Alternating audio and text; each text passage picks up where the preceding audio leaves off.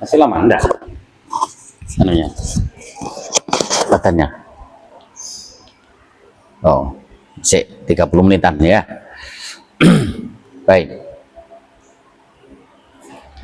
Assalamualaikum warahmatullahi wabarakatuh. Waalaikumsalam warahmatullahi wabarakatuh. Alhamdulillahilladzi arsala rasulahu bil huda wa dinil haqq liyudhhirahu ala dini kullihi wa kafa billahi syahida. Asyhadu an la ilaha illallah wahdahu la syarikalah iqraram bihi wa tauhidah wa asyhadu anna Muhammadan abduhu wa rasuluhu sallallahu alaihi wa ala alihi wa sallama taslima mazida. Amma ba'du. Alhamdulillah, segala puji bagi Allah yang telah mengutus Rasulnya dengan petunjuk dan agama yang benar untuk memenangkan di atas agama yang lain. Kita bersaksi bahwa tidak ada sesembahan yang berhak disembah melainkan Allah yang tiada sekutu baginya. Berikrar, bersaksi, bersahadat bahwa Nabi kita, Nabi Muhammad adalah utusannya. Anak-anak yang dimuliakan oleh Allah, kita akan kembali berkisah dengan kisah-kisah yang dialami oleh para sahabat. Ada yang terjadi pada saat ya Rasulullah awal-awal diutus menjadi nabi. Ya, ada yang tahu tidak bahwa Nabi Muhammad itu ditunjuk, diangkat menjadi nabi umur berapa? Acung tangan. Berapa? 5. Berapa? 40 tahun. Ya, yang betul adalah 40 tahun. Ya. 40 tahun. 25 itu menikah dengan Siti Khadijah. Yang saat itu Siti Khadijah berumur berapa? 40 tahun. Jadi selisihnya agak panjang. Tapi ingatlah bahwa pada saat Nabi pertama kali diangkat mendapatkan wahyu, menyepi gitu ya di gua apa? Gua Hira gitu ya, di gua Hira. Ya, di situ yang menemani dan meyakinkan dan setia itu adalah istrinya, yaitu Siti Khadijah. Luar biasa ya, sampai di perjuangan. Dan ada satu lagi, yaitu pamannya, yaitu siapa? Abu Thalib. Ya, kalau kakeknya namanya siapa? Abdul Muthalib.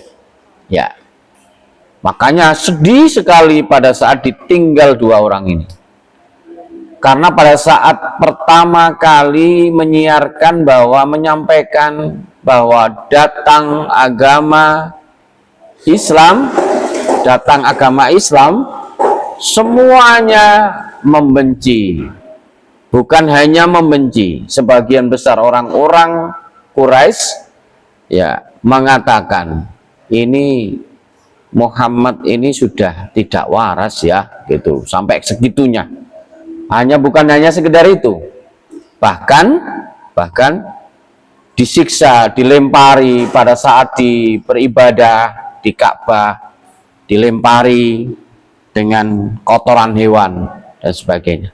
Tapi Nabi selalu sabar dan sabar.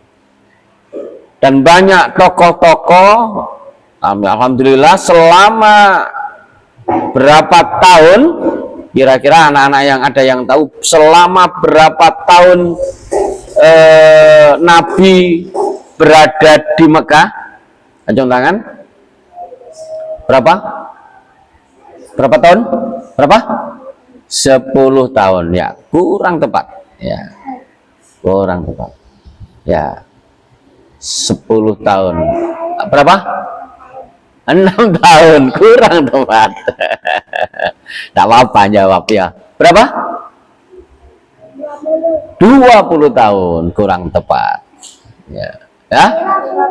15 tahun, kurang tepat.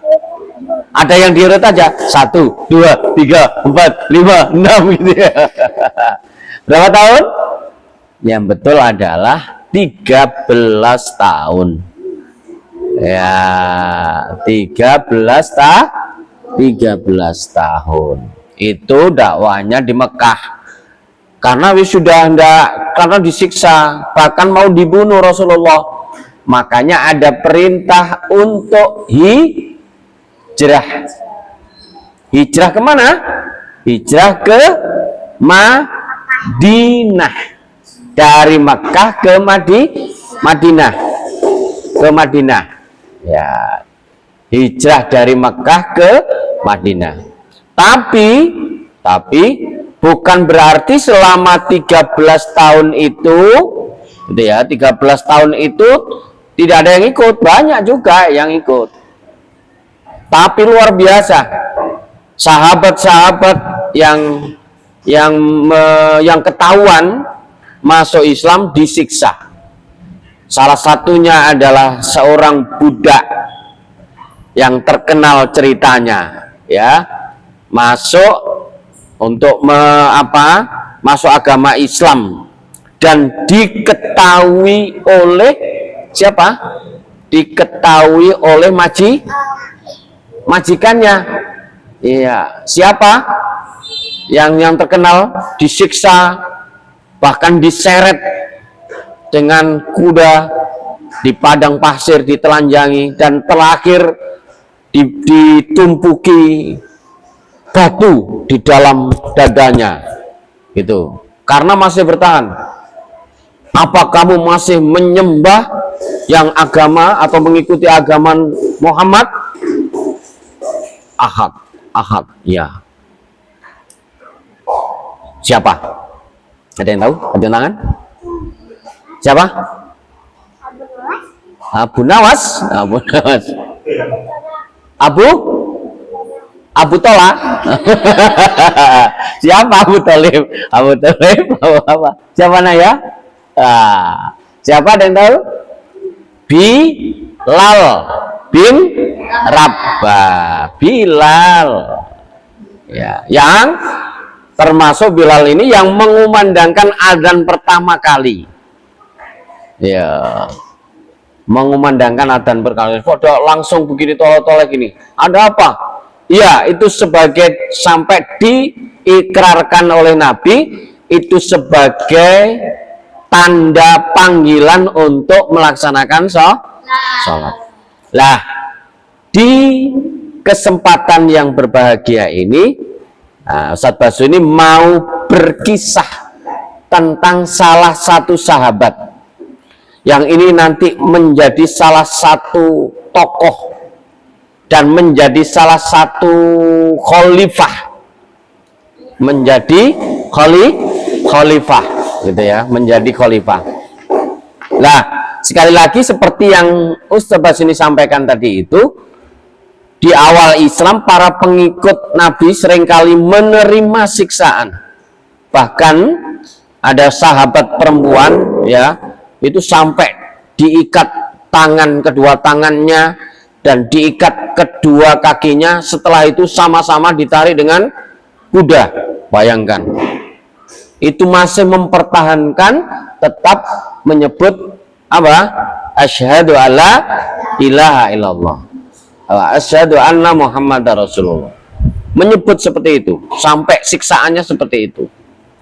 Jadi pedih sekali, gitu ya. Lah, Lalu berikutnya salah seorang terkenal yang paling kejam menyiksa kaum muslimin, ya, menyiksa, ya, jadi ada orang-orang yang bagian menyiksa orang-orang waktu itu yang ketahuan masuk Islam. Siapa dia? Dia adalah Umar bin Khattab. Umar bin Khattab itu sebelum masuk agama Islam, dia itu sebagai bagian orang yang menyiksa orang-orang yang masuk Islam, gitu ya. Umar bin Khattab itu terkenal dengan postur tubuhnya yang tinggi. Tinggi kira-kira sama seperti Ustadz Basuni enggak ya? Enggak ya, Ustadz Basuni pendek. Kalau di sini kayak siapa tinggi? Oh, itu perempuan, yang laki. Kalau orang dewasa siapa lagi? Orang dewasa kok, Akbar. Siapa? Siapa yang tinggi? Siapa? Ustadz Fikri. Ya, jadi tinggi dan kuat. Ya, ia terkenal sangat pemberani. Jadi terkenal memiliki pedang.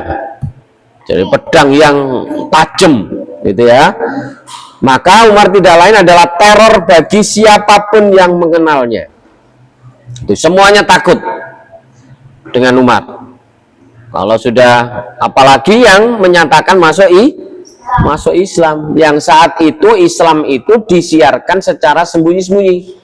Jadi malam-malam itu janjian di rumahnya di tempat mana, lari-lari gitu, sembunyi-sembunyi. Dan ada orang yang bagian mengintai. Kalau sudah kayak gitu, nanti kalau sudah terawasi, dilaporkan kepada para tokoh kafir Quraisy. Lah, tapi penyiksaan terbukti, penyiksaan yang dialami oleh kaum muslimin itu tidak menggoyahkan keimanannya. Jadi tidak sampai menggoyahkan seperti Bilal tadi itu. Walaupun ditumpuki, diseret di padang pasir, ditumpuki batu, ya tetap. Apakah kamu masih menyembah Tuhannya Muhammad? Jawabannya apa? Ahad. Ya, artinya Esa, gitu ya. Satu. Hanya kepada Allah. Lah, ini semakin banyak ini membuat gregetan Umar, ya. Ustadz, ada yang dijemput ini. Membuat gregetan Umar, ya. Umar gregetan. Apa kalau bahasa Madura itu, ya? Bahasa jengkel itu apa? Apa namanya? Pegel. Ya. Jadi kesel gitu ya. Kesel, pokoknya geram, marah kalau ada yang masuk Islam. Seperti itu. Lah, karenanya ia bermaksud menyingkirkan Muhammad, bermaksud untuk membunuh Muhammad dengan tangannya sendiri. Bayangkan, dengan pedang terhunus, terkenal dengan pedangnya.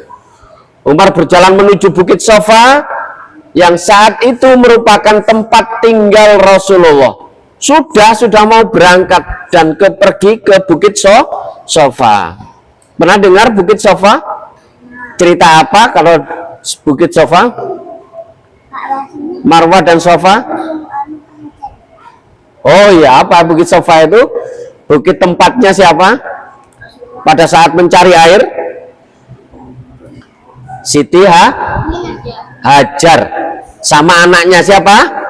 Ismail, sampai keluar air Zam-Zam.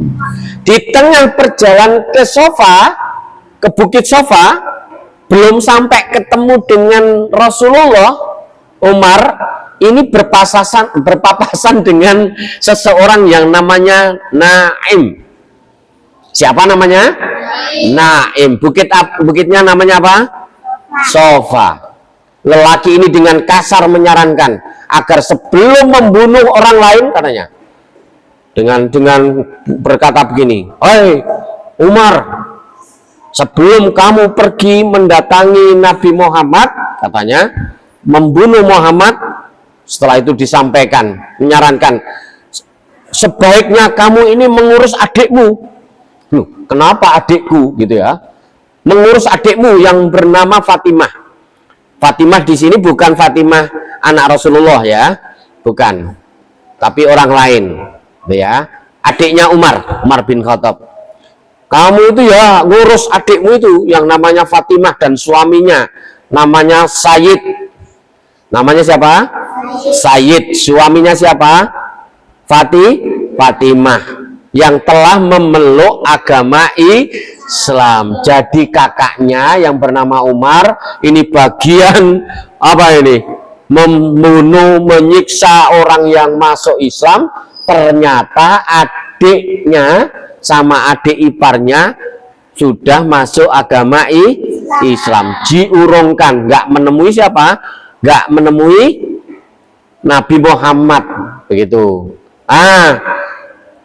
Terkoyak harga dirimu Umar, apa ya, ternodai ya, ternodai harga dirinya. Lo bagian menyiksa orang yang masuk agama Islam, ternyata adiknya sendiri sama suaminya adiknya masuk agama Islam. Langsung marah memuncak sampai ubun-ubun gitu ya. Wis sudah, akhirnya dia tidak jadi ke sofa untuk menemui Muhammad, tapi ia bergegas menuju rumah adiknya dengan rasa kesel, marah.